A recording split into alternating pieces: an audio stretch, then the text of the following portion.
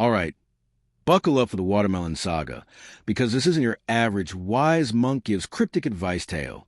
Picture Sam, a regular kid, kind of lost, looking for that golden ticket to happiness and success.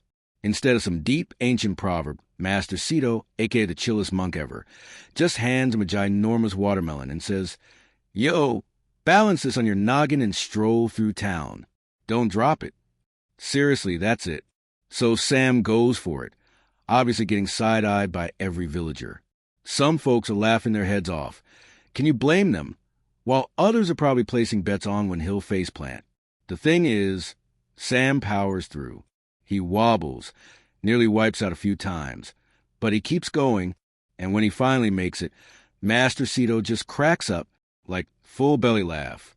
Turns out, the whole point wasn't to win at watermelon walking, but to show that if you don't take yourself too seriously, if you can laugh at the weirdness and roll with it, life gets a whole lot lighter. Here's the kicker. The watermelon? That's just life. Big, awkward, messy, and sometimes everyone's watching or laughing. But hey, if you can laugh right back, keep your balance, and not stress every little wobble, you're already winning. Let's break it down. The watermelon's your baggage. Heavy, lumpy, not always convenient. Sam's journey? Pure chaos with a side of slapstick.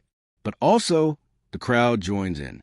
Suddenly, it's less LOL at Sam, and more we're all in this weird watermelon circus together. Master Sito's main gig?